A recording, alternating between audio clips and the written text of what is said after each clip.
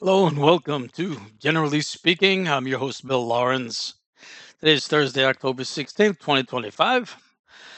Let's run through this fast. I'm taking this from the um, YouTube channel Secular Talk with Kyle Kalinske, the wonderful GOP Republican Party who currently is trying to take away health care. Doesn't just go after health care, they also want to take away sick leave, paid sick leave. And as an example, he focused on Missouri, where the voters in a referendum voted to guarantee statewide paid sick leave as well as an increase in minimum wage. State referendum. This is where the people get to voice their desires separate from the legislature. You got to get a lot of signatures in order to get this on the ballot, and then you have to get a number of people to vote for it. So they did, they got it. And what did the wonderful GOP do? The wonderful Republicans? Well, their legislature um, removed it. They voted, you know what? No good, not effective anymore. Nice people, right? And this wasn't just in Missouri. This also happened in Nebraska and Alaska, with one of those states even adding to their legislation that removed this paid sick leave, adding that also no one can sue us to try and say what we did was illegal. So, since they're the law, they can make the law and say nobody can do anything to us. How do you like that? Nobody can do anything. We just say so. Well, I just don't have any words for that. All right, another site, Players Unlimited with Cameron Wilson. First time I've seen this gentleman. He does a very wonderful job.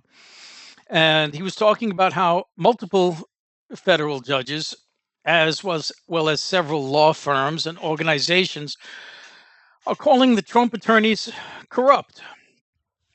And getting to the point where attorney client privilege is having to be pierced. It's like one of the bulwarks, one of the deepest places, the deepest protected parts of the law system is attorney client privilege. Nobody can break that unless there are really severe implications of criminal activity happening between the lawyers and the clients, in which case attorney client privilege can be removed.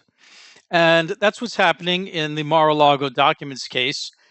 And in many cases being brought before the courts, the Trump attorneys, multiple federal judges. So this isn't just one lone Democratic elected, what do you say, rogue, unelected activist judge saying that these attorneys are messed up.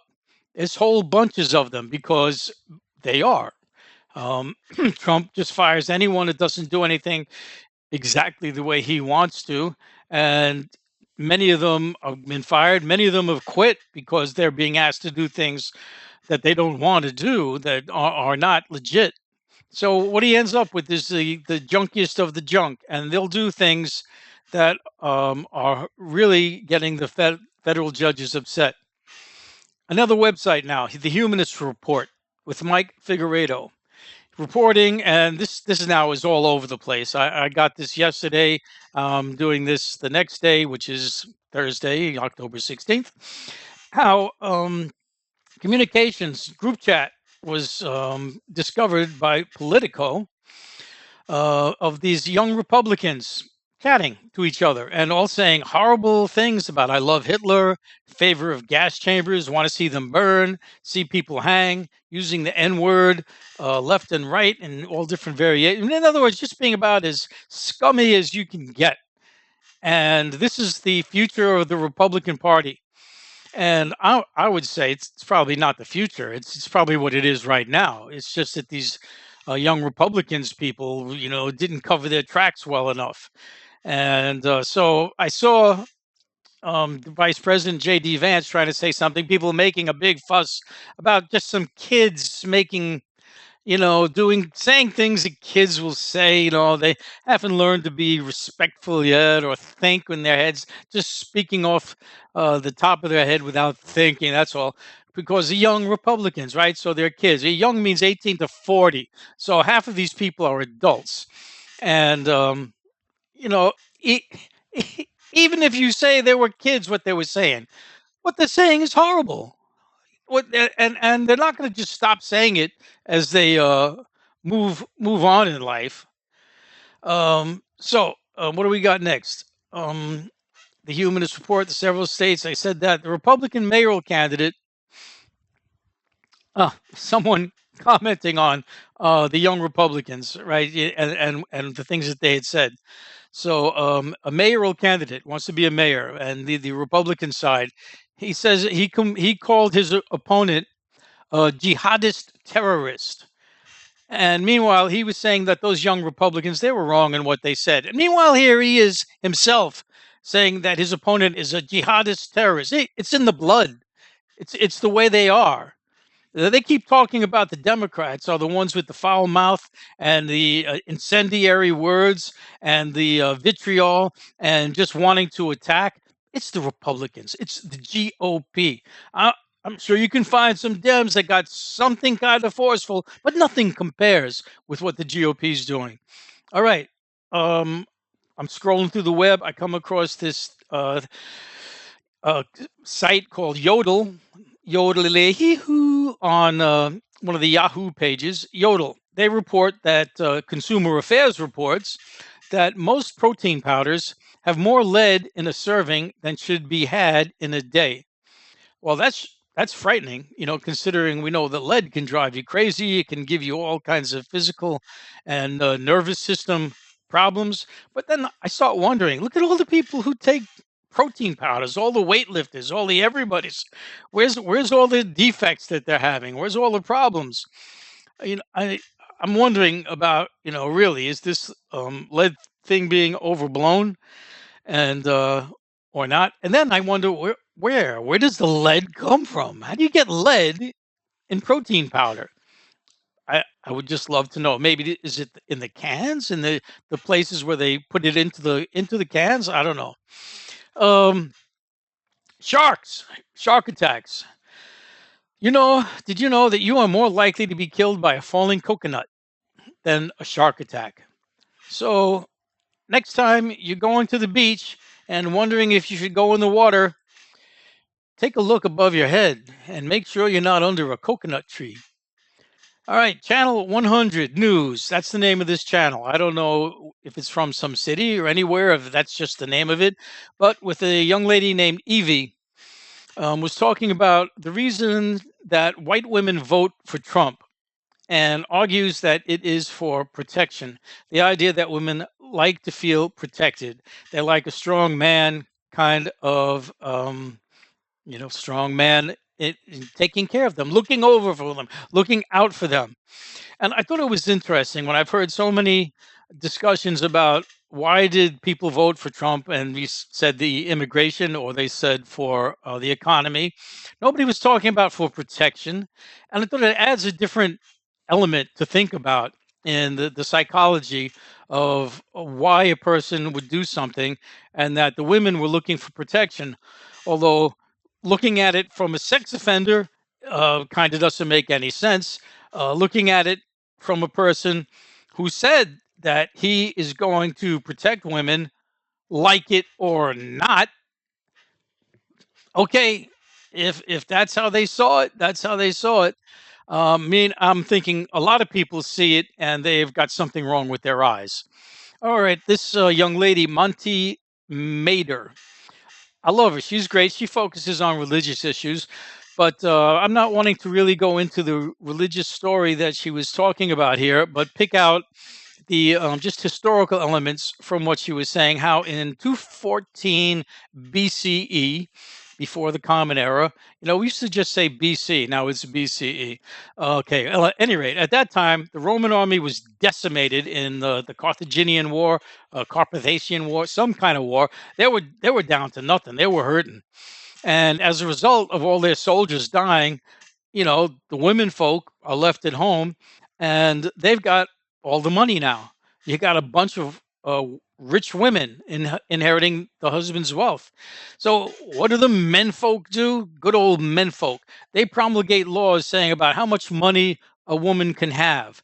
And then, as long as they're on the topic, yeah, if they could wear fancy clothes or not, or if they could ride in carriages, get carried away. So since the woman can only have so much money, where does that extra money go? Goes into Rome so they can rebuild the army from all the men got killed. Although how you rebuild, where do you can't build men, I don't know. I guess you can rebuild chariots, but you can't rebuild men. I don't know. At any rate, for some 20 years or so after this promulgation, there was a riot by the women in the streets, a riot in the streets about these restrictions, and it's just interesting. Some of the things you never hear about in history.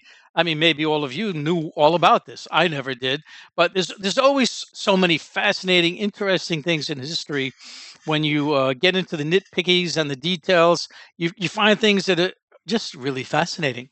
All right, so Hegseth, Mr. Hegseth, the Secretary of War, he's demanding that all press releases go through him. That is, if the news people are sitting in a presser where they hear from the uh, Pentagon, any Pentagon official, advising, late stuff going on lately, that and they're going to report on it. That they can't report on it until it's been cleared with the Department of Defense. They can write their stories, but they have to submit it to the Department of Defense, who will clear it with them. And they have all, except for One America Network, they've all refused. They says we're not giving up our freedom of press because I mean that's what it is, taking away the freedom of the press.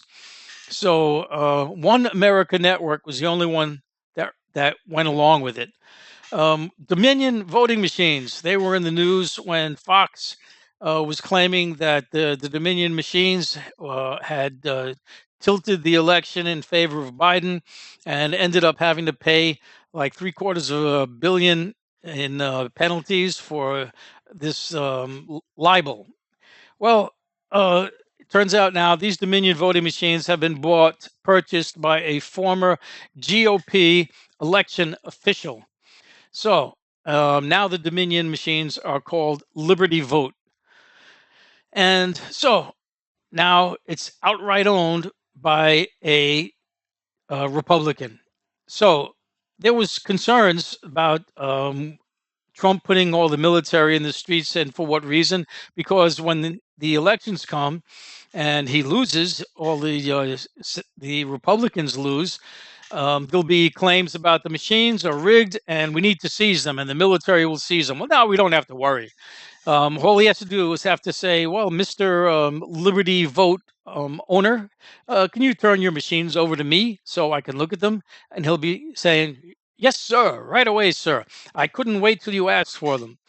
So now we don't even have to worry about the military taking them.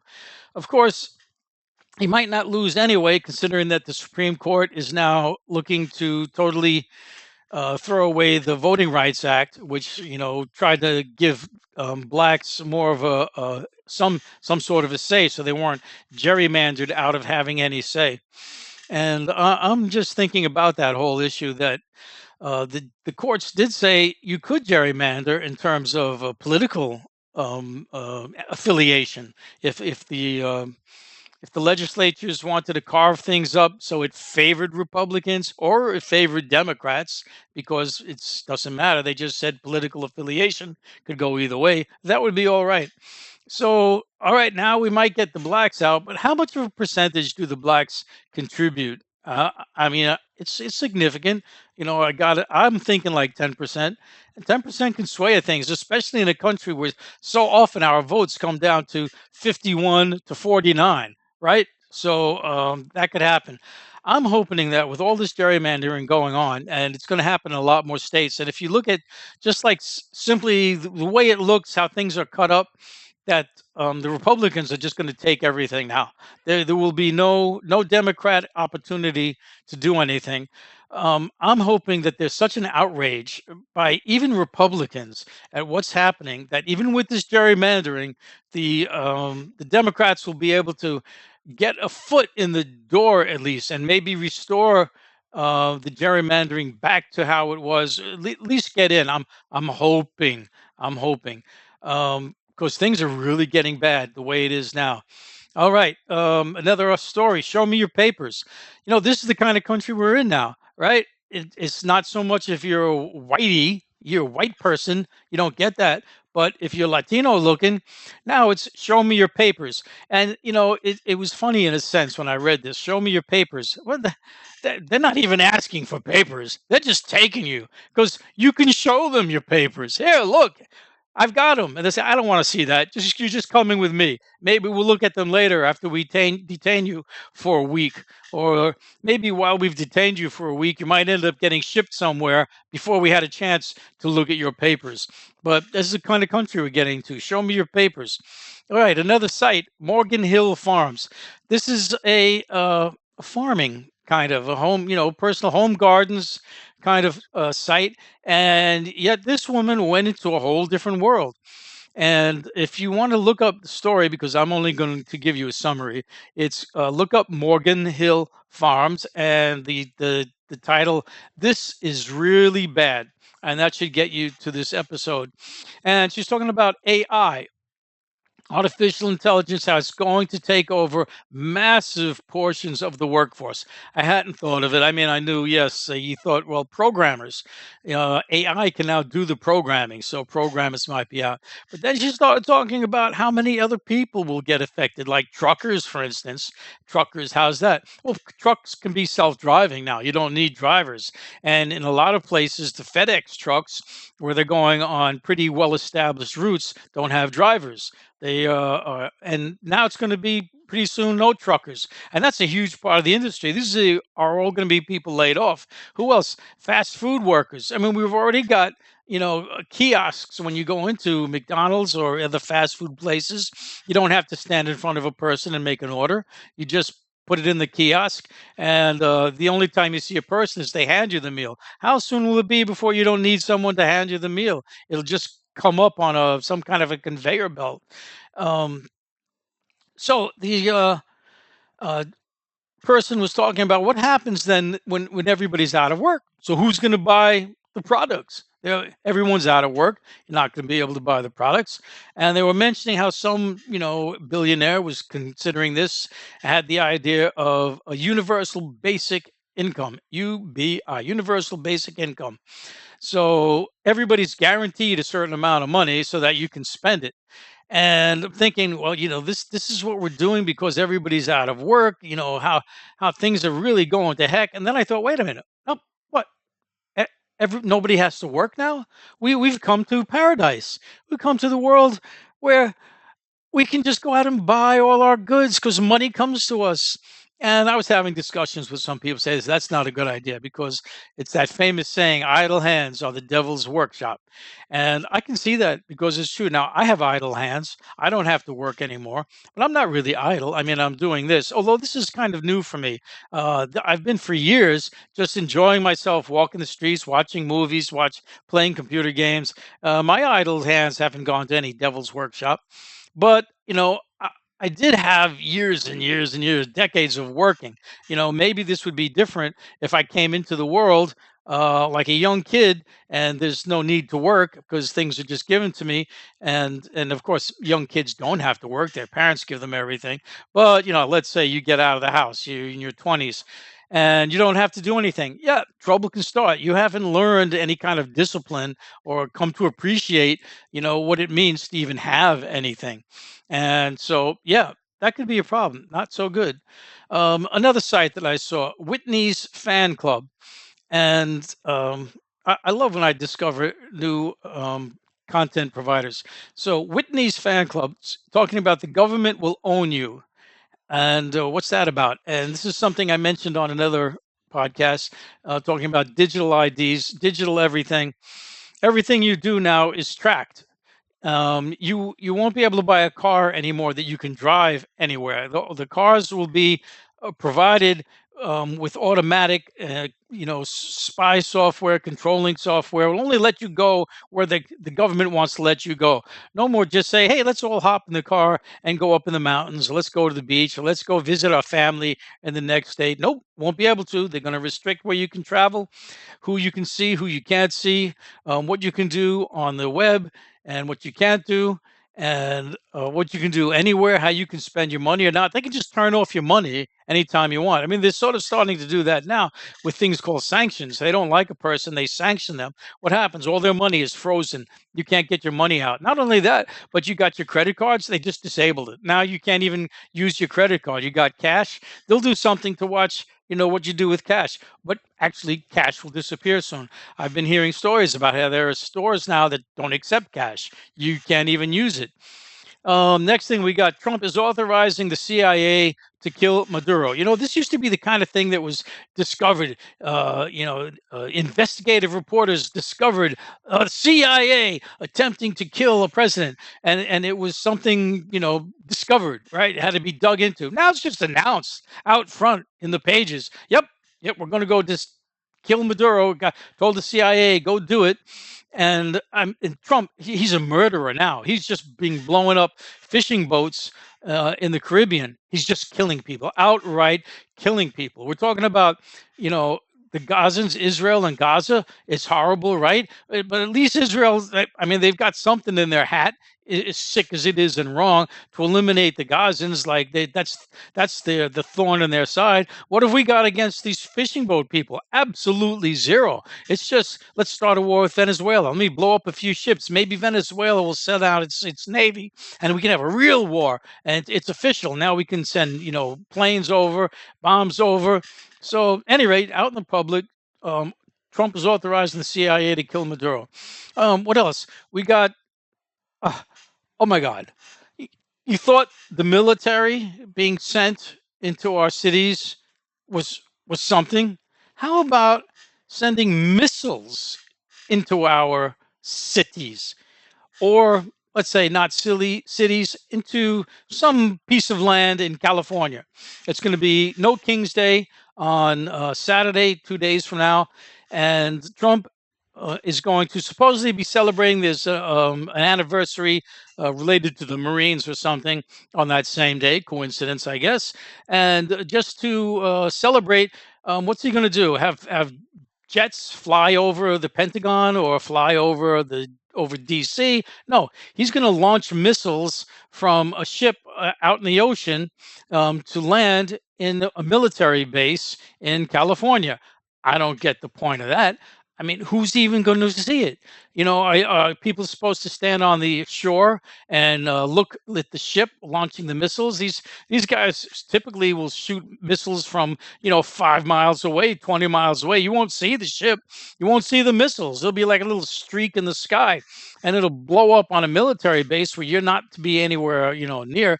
And what's the point of this? What is the point? I'm thinking, well, he's just getting prepared to launch missiles into, any city that he's got an issue with, where he's going to start attacking U.S. Cities that he calls opponents. Who would ever thought that this kind of stuff could happen? All right, so 50,000 stars. Ah, yes, yes. There was the story going on. You may have heard about it. The Homeland Security person, Tom Holman, was accused of taking $50,000 in bribes. And of course, he's being protected by the Trump Department of Justice. And they said, we looked into it. There's nothing here. Nothing happened. Nothing happened. Everybody's saying, where's the 50,000? What happened to the 50,000? Did he take the 50,000? And what's their response? He did nothing wrong. Not saying he didn't take the 50,000, just that he did nothing wrong. But I worked at a bank for several years, and I know that any transaction that's over $10,000 automatically triggers a SARS report, suspicious activity reporting system, in which the feds get notified. $10,000. So if you buy a car for $10,000 or more, it triggers a SARS report. I once bought a car and I paid cash because I traded in a car that I had for another car. So complete car for car. And this triggered the SARS request. Triggered an investigation. I had to sit and wait until they cleared it with the FBI that that I was okay. Crazy stuff, right? I didn't come in with a bag of money. I gave my car for this car. Any rate, so did nobody notice this SARS report?